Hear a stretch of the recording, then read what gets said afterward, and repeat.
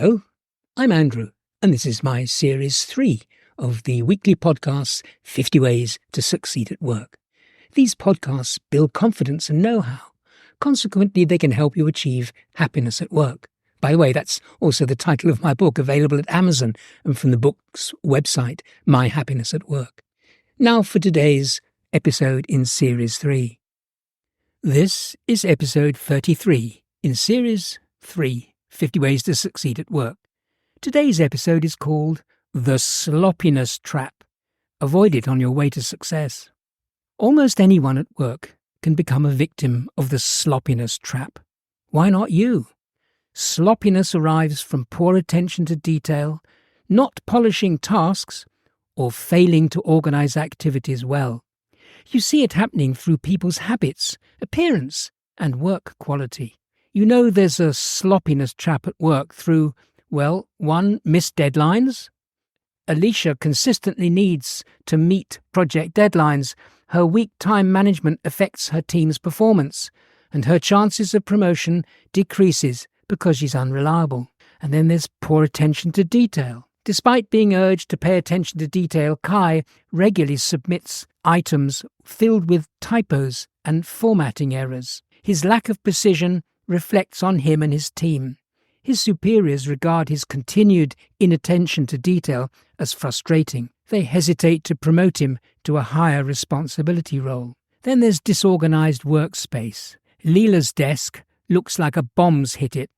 Unsurprisingly, she often misplaces needed documents. Her disorganization affects her efficiency. Her seniors note the messy way she works, which may hinder her advancement. And lack of professional appearance. Blake attends client meetings and often arrives in wrinkled clothing and unkempt hair. Clients perceive him as unprofessional, and his seniors are rightly concerned about the company's image. They're reluctant to give him more responsibility. And then there's ineffective communication. Jordan sends long and often unclear emails, which can lead to misunderstandings. His inability to communicate effectively hinders collaboration, growth, and his chances of promotion.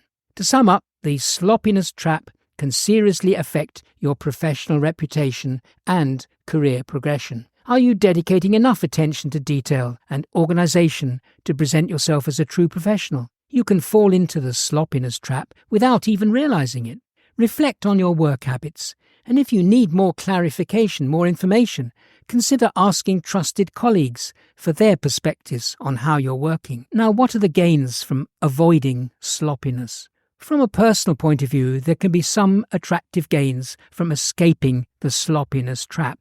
A significant benefit will be your increased productivity and efficiency. You maximize your time and effort when you're well organized. You can prioritize tasks to focus on what's most important. You'll save time on less urgent matters. For example, a tidy workspace doesn't just look better. It helps you stay focused and complete work on time. Clutter can be a significant source of stress, and organizing your physical and digital spaces can help alleviate anxiety. A feeling of being in control and purposeful leads to better mental health. Another plus to avoiding the sloppiness trap is having space to adopt better routines. Reduced stress contributes to overall well-being and better sleep quality. Being organized means effectively managing your time and allowing for quality time with loved ones. Less chaos means smoother family interactions and improved relationships. And what about the way forward? Well, to avoid the sloppiness trap, start small, tackling one area at a time, such as your desk, digital files, appearance, surroundings, and so on. Develop your routines one by one, not all at once, adopting processes that work for you, including having a definite plan. Make organizing a habit. It's not about perfection. It's about making life easier and more enjoyable. Now, is there an upside to sloppiness? Everyone has moments of messiness when it can be hard to stay neat and organized, such as when things are hectic. You may function best by tolerating a messy environment. Do you tap into new possibilities and open up creative thinking by being surrounded by mess? For example, pictures of Einstein's office shortly after his death in 1955 revealed a workplace overflowing with detritus. There were countless papers, reports, scribbled blackboards, unruly shelves stuffed with tilting documents and other objects. If this is your preferred way of working, at least be aware of how it comes across to others. You may be a genius like Einstein, but if you're not, the sloppiness trap could have you in its clutches. Be a resistor. Many successful people openly deplore clutter and disorganization at work. Seniors in particular usually try to set the scene through personal example. Tim Cook, Apple's current CEO, maintains a well-organized leadership style. He emphasizes working on the right problem, efficient decision-making, and streamlined processes. His reputation for efficiency, though, was battered in 2024 when Apple produced an unpleasant advertisement that physically crushed many beloved musical instruments.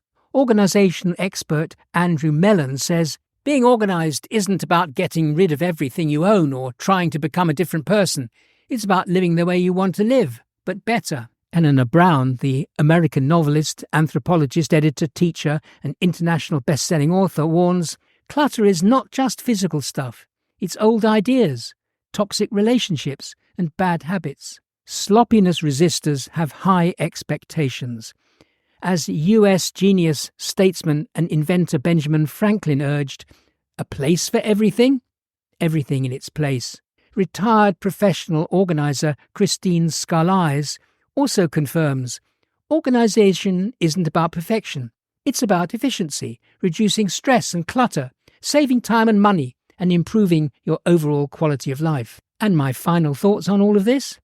Staying organized at work can bring peace of mind and improve your productivity. You risk damaging your career by going the sloppiness route. Pay attention to your routines, including dress, working hours, meal times, and physical space. You've been listening to an episode of Series 3 of my weekly podcast, 50 Ways to Succeed at Work. You can hear the other podcasts at the 50ways.site, that's 50.site. There are nearly 100 titles and you can search for any issue that interests you. If you have any questions, you can always drop me a line from there. Also, check out my book, Happiness at Work. It's packed with great stories, compelling advice, and suggestions for tackling real issues that you can encounter at work. It's at Amazon or at the book's website, myhappinessatwork.com. There's also an audio version if you prefer listening. Join me next week for another unmissable episode in Series 3. Bye for now.